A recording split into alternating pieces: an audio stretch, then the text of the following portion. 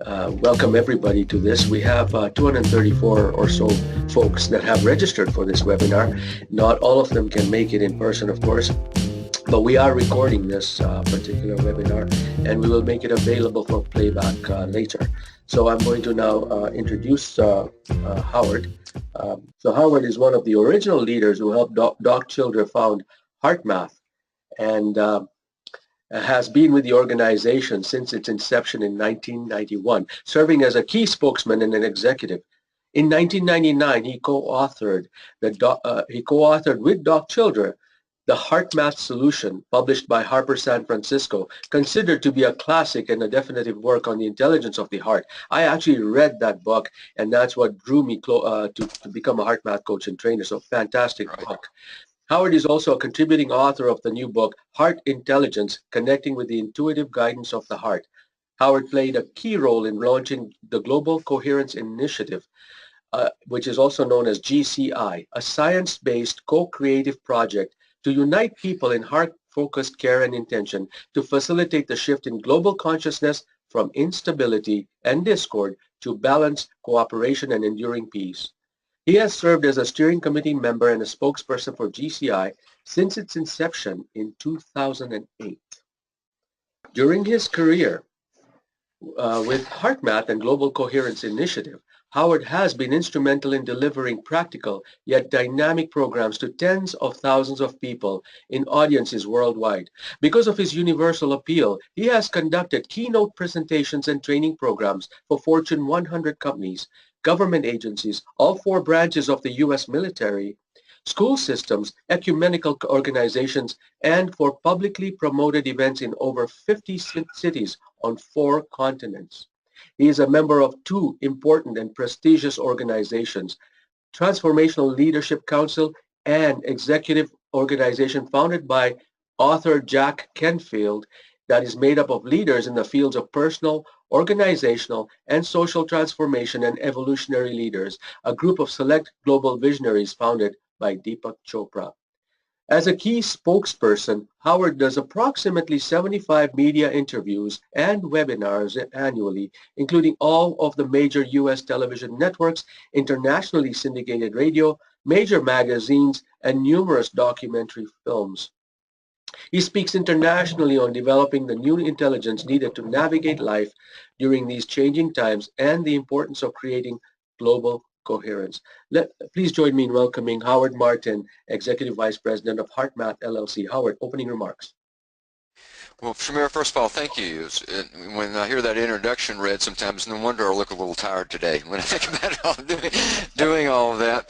But you did a great job. Thank you for that warm welcome. And I want to thank everyone who's listening now, whether you're listening to a recording or whether you're here with us live, for giving us your time and attention to share in the conversation that Shamir and I are going to have today about the things that are most important to me, really, which is all about creating a new heart-based world.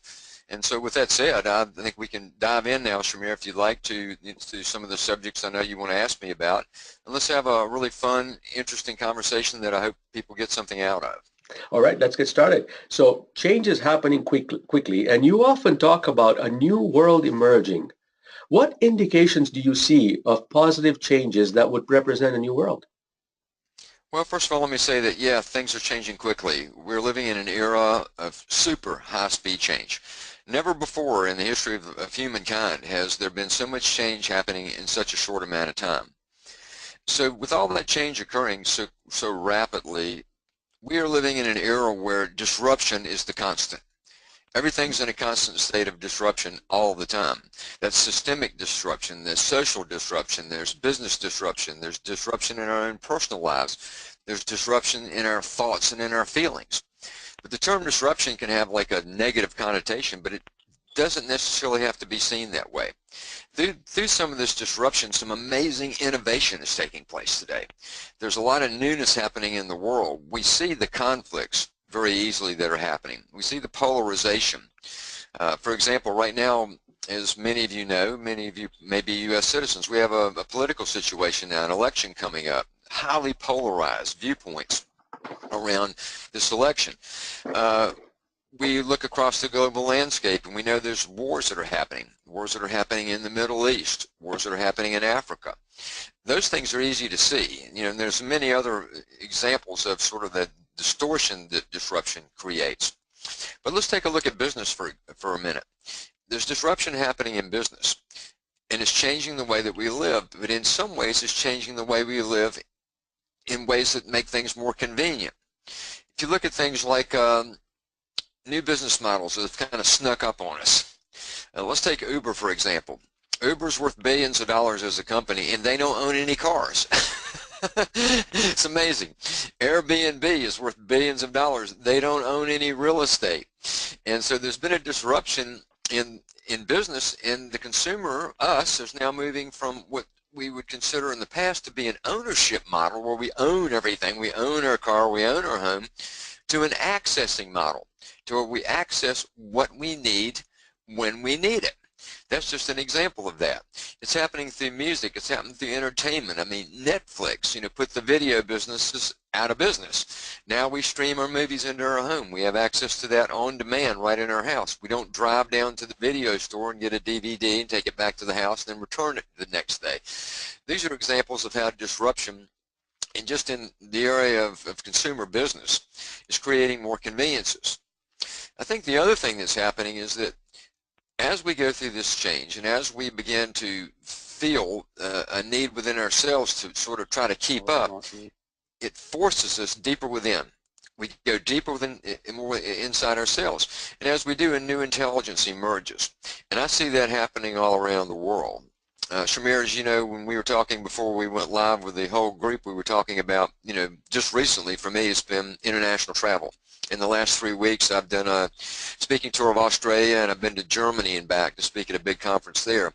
And wherever I go, I see people who are doing amazing things, people who've changed their values, who have different belief systems, who have different desires, different wants. They are being proactive in creating a new world for themselves, a new life for themselves. And this is happening on a global level. This is all over the planet. And new innovation is emerging from that. And I think that what we're seeing is that we're seeing the polarities, so to speak, come to the surface more so they can get worked out and get taken care of. We've got more to go there. It's not going to be necessarily an easy road. There's going to be some interesting and possibly challenging times in the not too distant future. But when I step back and really see it from a more open-ended, heart-based perspective, what I see is that the trend graph, so to speak, is moving in the right direction. It's going this way. A new world is emerging right in the midst of the one we have today. The old world is not bad, but a new world, an even better world, is showing up now, and it's showing up so many different places. And where it really shows up for me the most is looking in the eyes of people and seeing a spark of their own spirit, seeing the hope that they have, seeing the innovation that they have, seeing the creativity that's coming to the surface, and seeing them finding a way to have more balance and poise in their life. So that's a long answer to your question, but I see a lot of change happening, and I see the distortion, but I also see a tremendous amount of positive change unfolding, and I do see the new world actually emerging right now, not something in the future, but it's taking place today. That's an amazing, optimistic perspective that we all needed to hear. Now, this webinar, we've titled it A Heart-Based World Emerging. So what do you mean when you talk about a heart-based world? Well, it'd be a world where people are putting what I call, like, say, the values of the heart more at the forefront of how they live, how they interact with others, how they do their jobs, how they function within society. And those are simple things we've all heard about our whole lives and have been around for thousands of years. But in HeartMath, we take that down to how do we make that practical and consistent. And it's things like this, Shamir. More patience would be an example. You know, we've become a society that wants everything right now, on demand, and when we don't get it, there's this feeling of impatience is happening. But what if we could manifest more patience in things, letting things unfold, letting things come to us? Another example would be something as simple as more kindness. What if we just had a little bit more kindness at the forefront of our interactions with another human being? What if there was less judgment and more appreciation? as we looked at things. I was making a comment to Doc Childry, the founder of HeartMath, last night. I said, you know, sometimes when I come back from these trips and I plug back into HeartMath, it's easy for me to see everybody working really hard and the challenges that they're facing and all of that. And at times in the past, there could have been a tendency of judgment in that. Like, you know, don't we really get it? Can't we do better than this? Or, you know, can't we, you know, move beyond some of these business challenges better and all that? But it would have this sort of tone of judgment. And I was explaining to him last night that what I experienced this time was seeing some of those same things because we're a busy organization going through our own change. But rather than having that sort of edge of judgment, I had more of like, what can I do to help? Which would be replacing the judgment with care. Like caring for people rather than, you know, seeing them as, well, they're struggling, you know, but no, like, what can I do to help? That's an example of having more of the qualities associated with heart at the forefront and embedded in consciousness of how we live our lives. Another aspect of bringing more heart into daily life is accessing intuition. Intuition has been talked about a lot more right now, and there's a reason for that. Intuition is more readily available than ever before. It's in the air, so to speak. It's part of the new consciousness that's unfolding. Many people have looked at intuition as only these big ahas, these big explosive experiences where they just see into something or they invent something. But intuition has a lot of other shades to it, a lot of other aspects. There's a practical side to intuition. An intuition that gently guides us, that prompts us about choices that we make moment to moment, day to day. It's an intuition that can inform us, for example, in how to have a conversation with someone that could be sensitive. What language would you want to use? What would be the language to give you the best outcome? Is it the right time to have this conversation? Those are gentle, intuitive guidance reminders on how we can approach life. Heart intelligence is what we call it, and that's what's behind an emerging heart-based world. And there's an aspect to that that allows us to have more self-security, the ability to feel more solid within ourselves. Yes, we all have challenges, but that we have a more balanced approach to dealing with the challenges, one that comes from a sense of confidence inside. We're going to go up, we're going to go down, we're going to have good days, we're going to have bad days. I have all that happen for me. But there's a thread that can run through it, a solid sense that things are really okay and that I can get back to balance more quickly. That would be another example of what living a heart-based life would be like.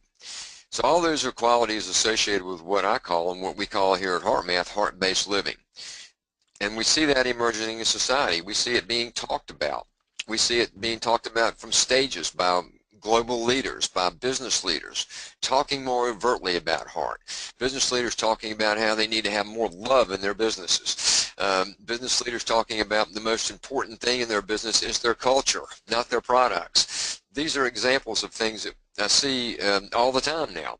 And it just shows me that, again, not only is intuition in the air, so is a new understanding of an evolving aspect of us, which is the emergence of the intelligence of the heart, taken out of the confines of spirituality and religion and placed into daily life. That is amazing. I mean, it's interesting how you framed it in a way that it's in the mainstream now. And I want to roll back a bit. You mentioned when you came back and you come back into your heart center. Now, you said it flawlessly, but it's not that easy for mere mortals like me and others to shift quickly. And I know HeartMath has techniques to do that. Howard, would you take us and the audience and those who are going to listen to it later on to a simple HeartMath technique that allows us to shift into this mode from that? Sure, Shamir, I'd be glad to do that. There's a simple one we can do in a format like this. Let me preface by saying HeartMath is a company, of course, but it's also a system consisting of tools, techniques, methods, and technology, all underpinned with scientific research, and that's what we share with the world. And the technique that I can share now in a format like this that we can all use, hopefully feel, and then take forward into our day is a simple technique called the quick coherence technique. Coherence is an inner state where we're physiologically aligned. It's accompanied with positive emotions. It's a balanced and poised, calm state, but also one that has an aspect of high performance and awareness to it. So there are 3 simple steps. And I invite everyone who's listening to go through those steps with me now. And I will start by beginning to say the first one is pretty easy. It's called heart focus. What I'd like everyone to do is to shift your attention to the area of your heart. If you want to, you can put your hand on your heart. If you'd like to close your eyes, it's beneficial sometimes to learn a technique like this with your eyes closed. What I'd like you to do is shift your attention, just feel the energy from your head going down into the area of your heart.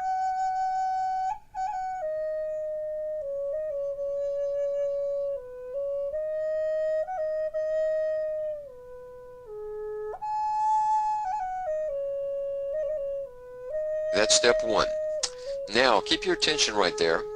And what I want you to do is to breathe naturally and normally, but a little deeper than you normally would. And as you're breathing, I want you to imagine as if your breath is flowing in and out right through the area in the center of your chest, the area of your heart. Breathe deeply and normally, imagining your breath is flowing in and out through the area of the heart. This is called heart-focused breathing, and we'll do it for a few breaths together now.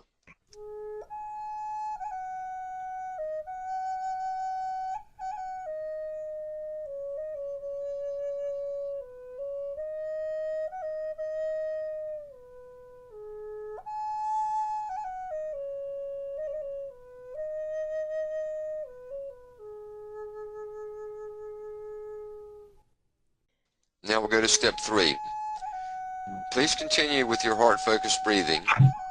And now I'd like you to feel a positive heart-related emotion. Make it a gentle process, nothing you have to force. But maybe you can feel the appreciation you have for the good things in your life.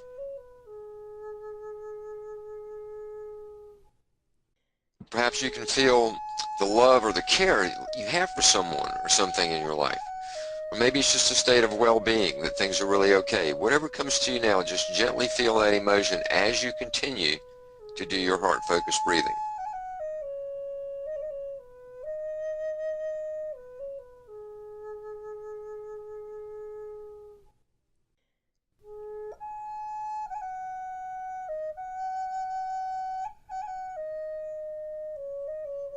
Continue to do the technique, and let me tell you what's happening right now inside your own body. You're synchronizing a very important part of your nervous system called the autonomic nervous system, which is responsible for about 90% of all the body's functions. As that nervous system synchronizes, it's releasing hormones into your body that regenerate you, like more DHEA, more oxytocin. This kind of regenerative hormones become more prevalent as you synchronize your system in this regard. It's improving a communication that's taking place between your heart and your brain, because you see, your heart is more than a blood pump. It's an information processing center, and it's sending very important information throughout your entire body, all the way to the higher perceptual centers of your brain. That communication is improving. It's opening up these higher perceptual centers, allowing you to see more of a big picture. It's calming your body down, but at the same time increasing the acuteness of your awareness. It's also opening the door for more intuition to enter your system. It's a place where intuition can merge more with your humanness, more with your thoughts. And all this is happening while you're doing this simple technique. Now I'll share those 3 steps again so you can take this forward into your day. It's heart focus, then do heart focused breathing, then activate a heart feeling. You can use the technique anytime, anywhere when you want to reboot your system, reconnect with that core power you have inside, the intelligence of your heart, and then go on with your day. You can do it eyes open, eyes closed, walking, driving a car, sitting on your bed. It's just a nice place to connect with that heart again, and it's a simple technique that anyone can do. Thank you, Howard, for that amazing process you took us through and the explanation of the physiological response that happens in your body with such a simple 3-step technique. Now, one thing that sets HeartMath apart from other kind of techniques is the fact that you can do this as an active alert on the go. And we mentioned in your introduction that you have worked with the 4 branches of the military, you work with business leaders. Can you share with us how they are applying this technique in their everyday setting, something that our listeners can relate to? When we're working with those type of organizations, let's use police for example, they have a need for maintaining a certain amount of emotional poise in the policing activities that they do. They also have to have the ability to discriminate things very quickly. Now, we're not suggesting they walk around in some peace state all the time. These people are active. They have to be on, on their game doing what they do. But they can develop more aspects of what we would call in that context situational awareness. Having the ability to see into what's actually going on more acutely and maintaining a more emotional poise. These people have hard jobs. They're constantly, confronted with some of the, the tougher aspects of society. Right now in the United States, there's a huge, again, polarity happening between policing and the public. So they're kind of constant pressure. They don't know what to do. They don't know how to react. They can't overreact. They can't underreact. This is tough for them. They need skills and they need tools that can begin to help them, merge a bit better, even from, let's say, when they get off duty to going home. That's a tough transition for them. They've got families, they've got kids, but they're out there policing society, then they have to go to the house. How do they make that transition? These are things we help train police officers in. And let me tell you something, you may or may not know this, Shamir, but we have, you may know this, we have licensees, we call them, in various countries around the world. These are companies that represent us and deliver our trainings and technology services in their country. Our partners in the Netherlands, they control the territory of what's called Benelux. One of the things they've done that's really amazing and really cool is for the last 3 years they've had a contract with the Dutch police force. And they're training 40,000 Dutch police. They have already trained over 28,000 of these people, and the contract is continuing. They will eventually have trained just about every police officer in the Netherlands. Now, these people go into society with another level of balance. They have a skill set. They have the quick coherence technique. They have another technique called attitude breathing. They have an understanding of what's happening inside their body, and they have an understanding of how they can use, another aspect of their intelligence in their policing activity. Okay, so that's an example of how we train in mainstream organizations. All these heartful people, what we're saying is we can improve situational awareness. We can increase your resilience. These are terminologies that would apply to heart, but in a context that makes sense for their application. You mentioned intuition and police officers in that situation and business leaders and individuals, like you mentioned, like when you are responding an email, there's a little subtlety that tells you maybe you want to delay this for a little bit. So from police officers to people in everyday regular situations, intuition is an important thing to have. How does HeartMath allow you to become more intuitive or access your intuition more readily? Well, when you learn to use heart-based techniques, you bring your emotions into balance, you learn to change your physiology some. It does change your awareness. It's an awareness building process, and it really attunes you, I'll use that term now, to a frequency, which would be like the frequency of intuition. Intuition is really, to me, accessing a field of information that's bigger and wider than our logical linear intelligence. And that's not to say it's competitive. We need logic, we need linear intelligence. But intuition accesses something else. It's more of a direct knowingness. And to me, Shamir, and I think for most people, it doesn't show up necessarily as crystal clear thoughts. It shows up as feeling. Something feels right to do or not do. Something is giving you signals on which way to go, but it's sort of an internal feeling that you have about things rather than you get something written out that says, do this, don't do that. It's not that mental. But we access this field of information that provides another level of knowingness. When we're stressed out, when our emotions are up and down and all around, the voice of intuition is hard to hear. I think it's always there. I think we attune to it or don't all the time. I think it's not like it comes and goes. We come and go from it.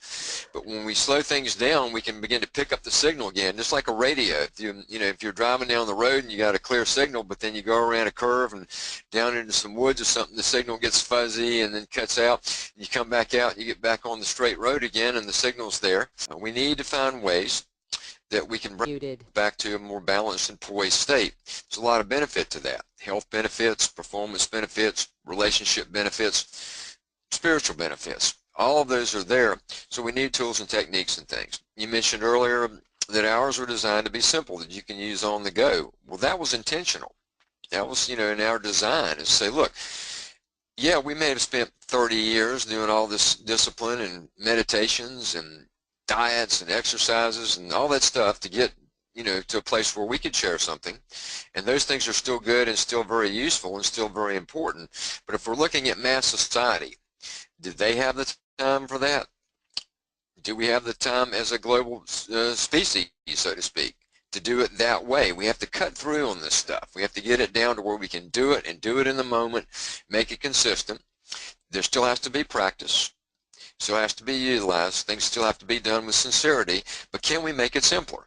And that was one of the things, our challenges at HeartMath. So we made it simpler, and sometimes people say, well, yeah, HeartMath, no big deal, it's just these simple techniques. Well, so they write it off because it's too simple.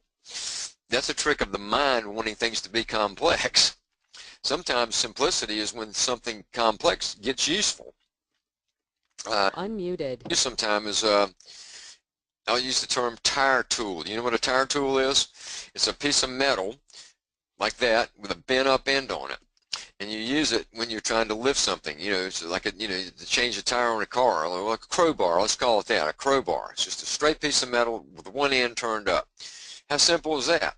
Well, if you're driving down the road and there's a big rock in the road and you get out of the car without a crowbar and you try to move that rock, you can't. You take the crowbar, you put it under the rock, you can move the rock off the road, and there you go. So it's a simple tool, but really useful.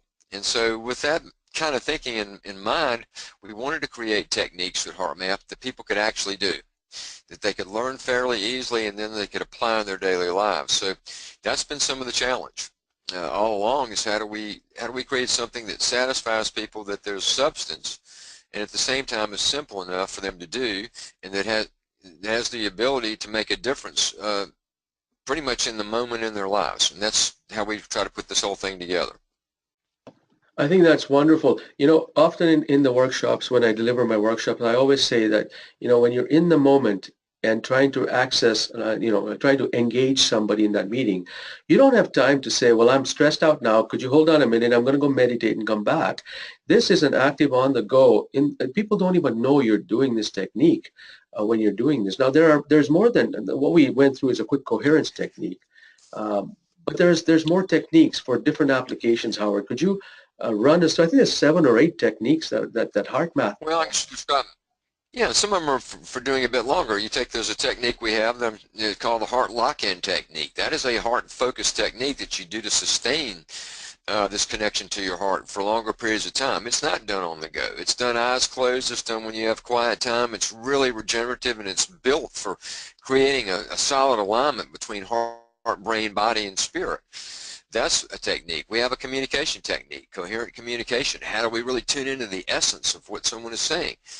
We have freeze frame.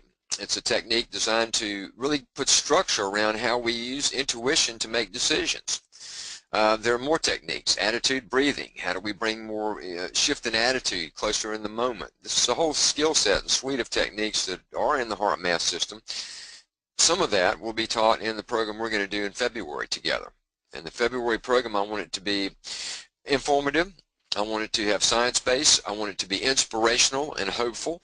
And I want it to have techniques and interactivity that allows us to be practical, so that people that go to that event go away feeling better about themselves, go away feeling inspired, but also have tools that they can sustain that, because I can only be there for a certain amount of days. My job's not done unless I feel like people have got something they take home that they will use to change their lives for the better, and to help, maybe make things a bit easier for themselves as we all go, me included, through this era of high-speed change.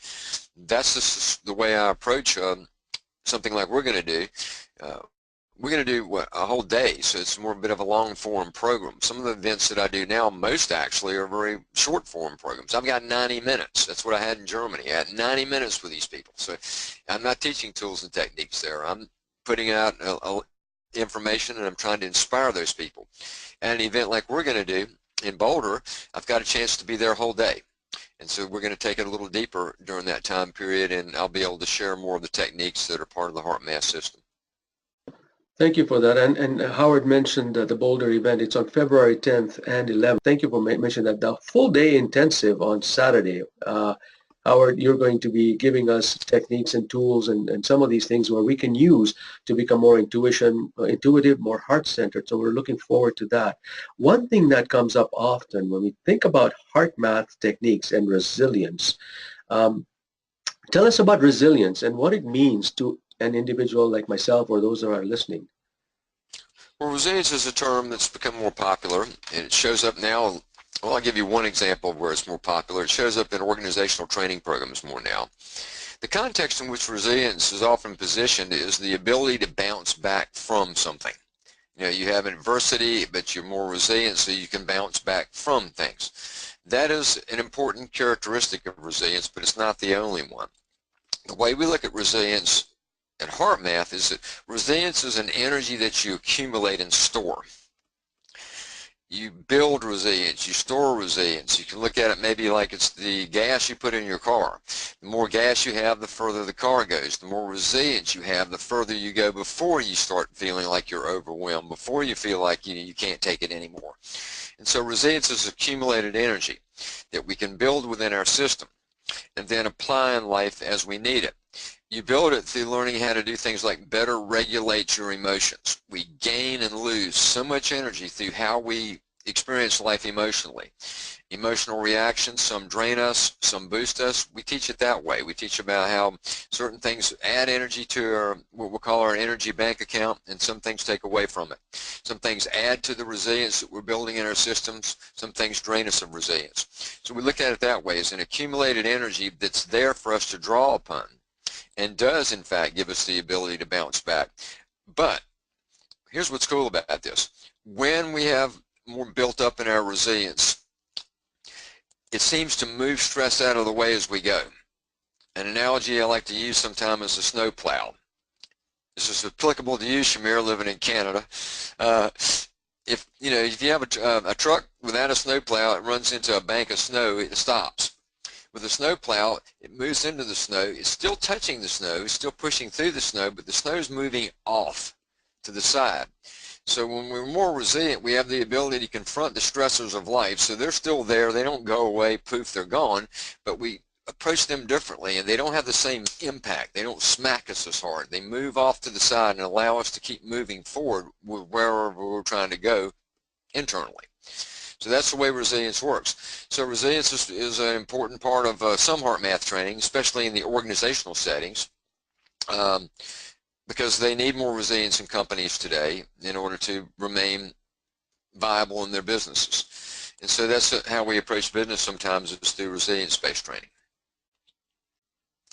Thank you for that, Howard. That's amazing. You know, all of the studies that I've seen on HeartMath, and I've seen many because I've gone through a lot of that. Um, they mentioned the studies make a tremendous, in terms of the studies and the evidence that's shown that within 6 to 9 weeks is generally the span of the first level of kind of benchmarking. So you do a benchmark before with people who are doing a heart math training, whether it's students or whether it's individuals working at pharmacy dispensaries or what have you. Within 6 or 9 weeks, there's some measurable difference. Is that your experience, Howard, that it within 6 to 9 weeks, you can see a difference when you do practice these techniques? Yeah, well, I think looking at it through that organizational setting and through the type of psychometric, social science research that we've done, yeah, that's a reasonable benchmark for that, to say that it's that much. But I actually see people changing quicker than that. I see it happening much faster in people today. I'm not claiming this is the magic pill that makes everything better and all that, and that's all you have to do. It all comes down to how sincerely we practice anything, really. But if people practice the HeartMath system, tools, techniques, and especially, add the technology to it, add an inner balance trainer to it, that kind of an approach, they can begin to see results pretty quickly. Within a couple of weeks, you can see changes that are noticeable. And I see this all the time. I have the opportunity, I deliver things like teleseminar series for other companies where I'm taking people through, a training program over a period of, say, 6 weeks, And during that time, the comments that come back, the changes that people have, the things that they say about, wow, this used to really upset me and this would have really rocked my world, but it didn't this time, and I attribute it to that. Or I've been having a problem with my mother for years. We finally got down to solving it, you know what I mean? These things begin to happen, much more quickly than that. From a social science standpoint, you need to measure these things over longer periods of time. So yeah, you look at it over a period, let's say two weeks later, a month later, 6 weeks later, to get a picture of whether things are sustaining. You mentioned some of that research, and when we first started getting results based upon that kind of research, here was one of the things that I found amazing. When we talked to the managers in the company, they would say, yeah, only about a third of the people who you trained are actually practicing anything. But everybody's changing. There was a change in the energetic field environment, a change in the actual culture itself. Even if people were saying, well, no, I'm not doing a heart lock-in every day, but yet their behavior was changing because people that were practicing were creating a different field environment. And so the organization began to change. Now, that was not totally unexpected for me, but it was certainly verification. It's like, wow, this really does happen. That, when we change, we help change others. And a small amount of people who make changes can influence a larger amount of people in an energetic way, not just somewhere everybody has to be walking around doing the same techniques or, being little HeartMath and all that stuff. It happens more in an energetic way and begins to change the culture in a different way. That was amazing. Actually, it reminds me of a call that I was involved in for the trainers and coaches. And one of the individuals who was on the call said that in her work setting, when she felt anxiety, she would actually page others to come and give her a heart locking technique, and it would diffuse the situation in there. Like she was being bullied by a boss or somebody. And in terms of that, and then whenever she felt like she was being bullied, she would page her coworkers who knew the technique, and they would come and they would practice. They wouldn't do anything else other than just stand beside her, hold space, and practice the heart locking technique, what you just mentioned about. And she mentioned that it diffused the entire situation. The bully just kind of dissolved and went away. Yeah, well, I'll talk about some of that when we do the program. We don't have time today, but I mean, we're going to probably, I'll bring science into this, as we go through the process. But the science we do today, the science Roland McCready, brilliant researcher, head of research at the HeartMath Institute, kind of things we do today are the things like energetic connectivity research, understanding the energetic connections, the unseen energetic connections happening between all living systems, and how we relate, how we influence, how we communicate in these unseen ways, not only with each other, which is the most important, but to the planet and beyond. And this is the type of studies we do now, and it's the areas that excite me the most. I've been doing this a long time now. HeartMath's been in existence for now 26 years, so certainly we fully understand heart-brain-body communication, but where the pioneering research goes is really where it gets the most fun for me. And I'll share some of that. When I do live events, I share that information about some studies and some ways we can look at that, about how things really are connecting. And I think that's important as we move through this era of change, to recognize that we are not alone, that we are all in this together, that there is a bond between every living system, and that we are in fact influencing one another, and that we have the ability, I think is what's even more important, to not to change other people. That's not our job, but we have the ability to create field environments that allow people to have a better choice, to allow people to make choices that they could have a better outcome for themselves. People have free will, free choice. They can do what they want, but we certainly can create situations or scenarios, or what I call energetic field environments, that make it easier for people to to find the better aspects of themselves, which I think is what you're describing in the context of your example, where someone's upset, somebody's bullying someone, the other people don't come in and do anything other than just sending their love and care to that person. And that person's still got a choice to keep bullying, but it also sets a field environment that may make it easier for them to say, well, maybe I ought to back off a little right now, and begin to reduce the intensity of that situation. These are just fun examples, things that go on all the time, really, but that we can become more conscious of how to use our heart, really, the power and intelligence of the heart and all that it offers to help other people, to make their challenges less and to take some of the rough edge off of life. Thank you, Howard.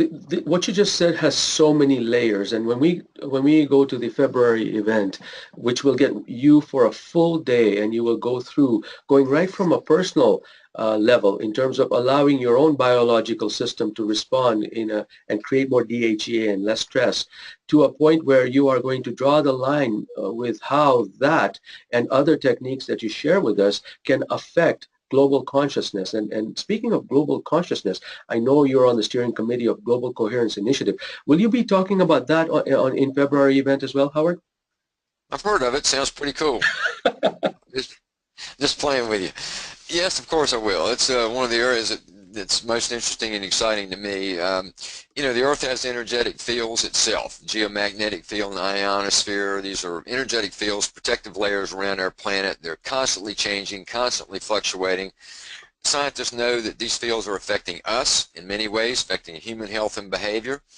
Our scientists have taken this on and are looking at different aspects of this. They've developed very sensitive technology that can measure changes in the Earth's energetic fields. They're placing global coherence monitoring sites around the planet. They're using these sites for three things. One is they are looking at the fields and making contributions to the academic literature about these fields themselves. Secondly, they are doing research showing more information about how the fields are affecting us individually and collectively as a society. And the third reason to have this system is that we are testing a hypothesis. The hypothesis is this, is that not only are these fields affecting us, that mass human emotion produced by all of us living here on this planet, all 7 billion of us, is also influencing the fields. In other words, the communication goes both ways. And so we're doing research to test that hypothesis over time. It's a very exciting project. I am a steering committee member. There are other people that are very influential that are on various boards of Global Coherence Initiative. Greg Braden, for example, is a steering committee member with me on Global Coherence Initiative. Jack Canfield is a board member. Bruce Lipton, Lynn McTaggart. I mean, the list goes on of and other scientists and different researchers that are more academic in nature. These people are all very excited about this because it's pioneering new research that can tell us more about ourselves and about our world and about how we all live together in this world. And that's the part that keeps me hopeful, excited, and enthusiastic about all this. 26 years later, there's no ceiling. The game still goes on. The adventure continues, and it makes me very happy. That is remarkable. Now, just to let you know that we are going to cover the Global Coherence Initiative, and we're going to be honored with Howard there. I also wanted to mention one of the things that we're doing is if you register for this event by November 15th, you do get a discount on the weekend intensive with Howard, and I'll give you the link very shortly. But there's also one program that you will have a free 1 month subscription for, and it's got the Daily Heart Start program. And that's, maybe Howard, you can talk to us about that Daily Heart Start program and what it is. Yes. Well, there's a new program, Shamir, that we'll have by the time we do that. We're in beta testing on now, and it's called Add Heart to Your Day Calls. It's a program that normally is a subscription-based program. People pay a monthly fee, and every morning, 5 days a week, you have a different HeartMath person who's there to just say, okay, here we go. This is what we're doing today, to maybe share something about their personal life that, you know, this is going on that people can relate to. Do a heart-focused exercise, do a little heart-focused meditation together, and then take a few questions or a few comments. So it's designed really to create a connection to the heart that people can tag into with the community, with a group of people, to get that sense of connection. And then to, you know, it's a 10 or 15, it's a 15-minute call is what it is. It's not a lot of time. It will be recorded, so if you miss the call, if you can't be there when it's actually happening live, you know, you can listen to it later in your day. And it's designed to help people stay connected to their hearts and to stay connected to a sense of community with other people who are also interested in the same thing. And it just provides that extra boost, that extra, you know, that extra motivation sometimes that people need to really do what you mentioned earlier. It may be seemingly easy for me. It's not, but it may seem easy for me. But what about other people to make that connection? Add Heart to Your Day calls are going to give people the ability to have another level of that that they can put into their life. And for people that come to our program, we're going to grandfather you in for a while into those calls, so that you have the ability to be on those calls and take forward what we share in the workshop. That is amazing. Yes, we for that is the early bird kind of promotion. Is if you sign up now, you get a month subscription of the new version of our daily Heart Start calls called Add Heart to Your Day. And I have participated in that, and it's amazing. What a way to start your day. For the 15 minutes, and you get somebody from HeartMath just taking you through the technique that Howard took us through with the community. That's wonderful. So if you register by November 15th for this February 10th and 11th workshop, you can sign up for $199 for the entire event. That's a $50 off. If you register after, it's $50 more. But you also get this 1 month subscription for free after the event, whenever you've got the event whenever this thing's off beta testing, which will be next year. By that time, January, I think we'll be hitting that. So register soon. Tickets are being sold right now. It is starting to fill up. So get in there. We've only got limited capacity. Howard, this has been amazing. I'm just going to ask people if they have any questions, they can type into the chat area, and we can hear more about that. You mentioned Greg Braden. Now now I know Greg Braden's written books that has included some of the HeartMath techniques in there. And you've written a book called Heart Intelligence. Can you tell us how that book, what the content of that book is? I know you co-authored it with Doc, and can you tell us a bit about that book? It was an interesting approach we took to this. You know, HeartMath Solution was the last big book we wrote, and there were some other books we wrote around certain aspects of things like anxiety and, you know, depression, things like that, but we really hadn't written a book in over 10 years. Now, we've been pretty busy. It isn't like we haven't been putting a lot out to the world. We hadn't done it through books. So we decided that we needed to write a book, and none of us really felt like we wanted to be dedicated to be an individual author, to write the book, support the book, promote the book, all of that. So what ended up evolving from that is we actually decided that 4 of us would write it. Now, when we approached the publisher with that, he was like, no, please, you know, you can't do that, you know. Then as he began to read it, he said, this is brilliant. He said, this really represents more of the new times. He said, what this is, he says, this is individual expression in a collaborative context. And so I wrote a couple of chapters. Roland McCready, Director of Research, wrote a couple of chapters. Deborah Rosman wrote a couple of chapters, and then Doc Childry, our founder, wrote brand new things that he's never talked about before that he put into this book. It's called Heart Intelligence, Connecting with the Intuitive Guidance of Your Heart. Another thing we did, which was innovative on this, is we said, let's don't go through publishers right now. It's too long. It's a laborious process. It'll be 18 months before the book can be released. We worked with a publisher that specializes in doing it all online. And so we went direct through Amazon.com with this. And when we came out with it in February, it made it to #1 in 3 categories on Amazon.com. It's leveled off now like books do, but when it came out in 3 categories, it went to #1. And so there was an interest. There was a built-up interest. There are hundreds of thousands of people, you know, in our databases that know of HeartMath. And so we hadn't done a book in 10 years, and so a lot of people jumped right on that, and they bought the book. So what's cool about the book is that it introduces people who have never known about HeartMath before to some of the things that we've been doing. So it's sort of a recap in some ways of things that were in the HeartMath solution. Then there's new information, some new science that we didn't have in previous books. There's all of Doc's new writings about things that he hadn't written about before. New understandings of intuition that weren't in our other writings. There's newness in there, but at the same time, there's the basic understanding of what HeartMath is, basic understanding of heart-brain-body science, understanding of what coherence is. All that's there. My chapters were the first chapter. I wrote the beginning chapter that sort of brings it all in, and then I wrote a chapter on social coherence, which we talked about some of that today, about some of the emerging trends that are showing that the world is becoming a more coherent place, slowly in some ways, quickly in others, but certainly headed in that direction. And that's what the new book was about. Thank you, Howard. I should mention that those who register by November 15th their names will be placed in a draw for one of 3 autographed books by Howard of Heart Intelligence. So Howard is making that available. Howard, you're also going to have someone there with some of your books if people wanted to buy or some HeartMath technology at the event in February, correct? Oh yeah, of course. The technology has become a big part of HeartMath. We have technology that measures the quality of communication between heart and brain, looking at changes in our heart rhythms. It scores those heart rhythms for what's called coherence, which we didn't have time to talk about today, but it's an inner state where things really work well.